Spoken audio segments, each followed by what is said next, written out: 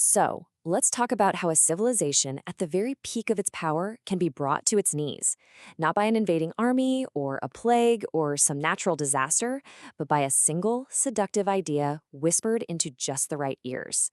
Right off the bat, our story's villain isn't some monster you can see. It's an idea. And honestly, that's what makes it so terrifying. You can't fight a whisper with a sword, right? It doesn't storm the gates, it just seeps into the city and corrupts it from the inside out. We're going to start our story in a place that seems to have achieved the impossible, a perfect society. But what happens when having enough just isn't enough anymore? Well, as we're about to find out, even paradise can be pretty fertile ground for a very specific kind of poison. Okay, so picture this place. Prosperatus. It's a civilization that has totally figured it out. They're wealthy, they're successful, everyone's at peace. The people are hardworking and thriving. By every measure, it is a paradise. But a perfect paradise can be the perfect place for something insidious to take root. And this is Mammon. Now, I want you to just throw out any image you have of some horned demon sitting on a pile of gold. In this story, Mammon is way more subtle. He is the idea of insatiable desire, that relentless, gnawing hunger for just more. He's not a creature you can fight. He's a thought that gets into your head. And here's the really clever part. Notice how Mammon gets started. He doesn't go after the corrupt or the lazy. He targets the good people. He finds a hardworking farmer and just whispers about security.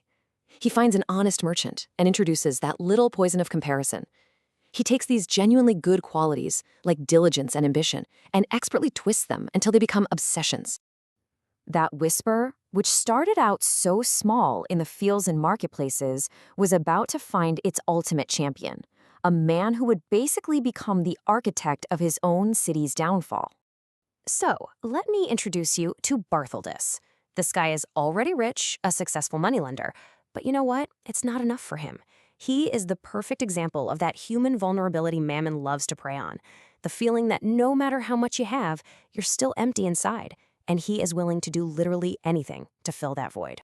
So what does he do? He makes a deal. It is a classic Faustian bargain. In exchange for his soul, Mammon gives him the Midas touch. For 24 years, anything he touches will create unimaginable wealth. It's the ultimate shortcut, that glittering illusion we talked about, made real. But you gotta read the fine print, right? And the fine print here is absolutely terrifying. The price isn't some classic vision of hellfire. Oh no, it's an eternity of becoming the very thing he worshipped. Cold, lifeless, useless wealth. A prison built from his own greed. And the fallout from this deal? It happens almost immediately. Bartholdus's personal greed becomes the city's public policy. A sense of community gets replaced with isolation. Justice, which used to be a shield for everybody, becomes a spider's web that only traps the small and the weak. The king stops seeing people and just sees taxable heads. The entire social fabric just starts to unravel. And just like that, 24 years fly by. Bartholdus is hiding out in his vault, thinking his literal mountains of gold can save him.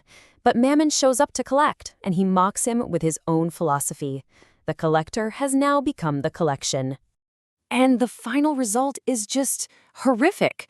The very gold he wanted so badly consumes him, encases him, and turns him into a priceless golden statue with a face locked in pure agony. It's a perfect, terrible monument to a life spent chasing shadows. Now, the story of Bartholdus is a tragedy for sure, but his personal downfall was really just a symptom of a much bigger disease. So, how does this poison actually work? How does it spread from one person to infect an entire civilization? I mean, that's the central question here, isn't it? It wasn't an army or a famine that brought down Prosperitas. It was an idea. How is that even possible? Well, it turns out there's a terrifyingly effective 4-step playbook. Step 1, you make people feel insecure, convincing them they never have enough.